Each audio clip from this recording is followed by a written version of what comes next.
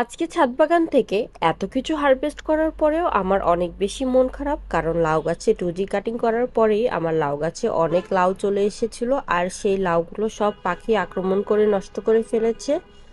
লাউ গাছে যখন আমি টুজি কাটিং করে দেই তারপরে যেই থ্রি ডালগুলো বের হয়েছিল আর সেই থ্রি ডালেই লাউ চলে এসেছিল।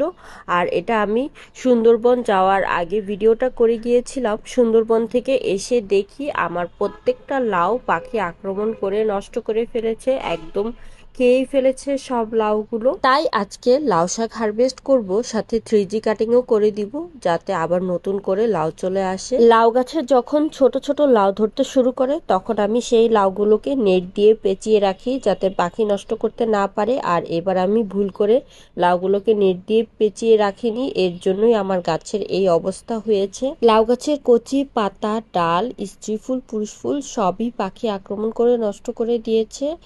আর আজকে লাউ শাক হারভেস্ট করব, তাই লাউ গাছের কচি আগাগুলো শুধু নিয়ে নিচ্ছি আর এই ডালগুলো কেটে দিলে আবার নতুন করে যেই থ্রি ডালগুলো বের হবে সেই ডালে আবার অনেক বেশি লাউ চলে আসবে। আর গাছে অধিক পরিমাণে লাউ ধরানোর জন্য বেশি পরিমাণে কলার খোসা ভেজানো পানিটা আমি এখন থেকেই দেওয়া শুরু করব, যেহেতু একবার লাউগুলো নষ্ট হয়ে গেছে। আবার যাতে অনেক বেশি পরিমাণে গাছে লাউ আসে এর জন্য কলার খোসা 1 সপ্তাহ ভিজিয়ে রেখে বা পেঁয়াজের খোসা 2-3 দিন ভিজিয়ে রেখে সেই পানিটা গাছের গোড়ায় দিলে প্রচুর পরিমাণে স্ত্রী ফুল, পুরুষ ফুল একসঙ্গেই চলে আসবে। লাউ গাছে দ্রুত লাউ ধরানোর জন্য 1G 2G 3G কাটিংটা অনেক বেশি কার্যকরী। এতে লাউ শাকও হারভেস্ট করা যায়, আবার গাছে দ্রুত লাউ ধরানো যায়। আর গাছে দ্রুত লাউ ধরানোর জন্য অবশ্যই আমাদেরকে 1G 2G 3G কাটিংটা করে দিতে হবে। আজকে লাউ শাক, শিম আর বেগুন দিয়ে রান্না করব। আর ছাদ বাগানে দেখলাম শিমও হয়ে আছে, বেগুনও আছে।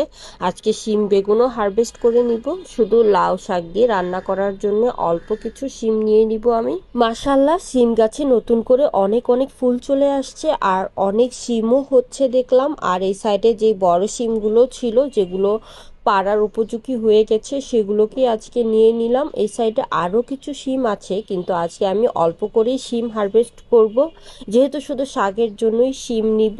তাই শিম গাছে যখন ফুল চলে আসবে আর শিম ধরতে শুরু করবে তখন আমাদেরকে শিম গাছের পুরনো পাতা সাথে নতুন কিছু পাতাও ছেড়ে দিতে হবে, যাতে শিম গাছে শিমগুলো বেশি পরিমাণে খাবার গ্রহণ করতে পারে গাছ থেকে, আর শিমগুলো দ্রুত বড় হয়ে যায় আর আমরা দ্রুতই শিম হারভেস্ট করতে পারবো। তাহলে আমি এখন কিছু শিমের পাতা ছেটে দিয়েছি, বিকেলে এসে আরো বেশি করে শিমের পাতা ছেটে দিব। আর আমার অনেক বেশি পছন্দের একটি গাছ হচ্ছে এই আম গাছটা, যে আম গাছে 12 মাসই আম থাকে।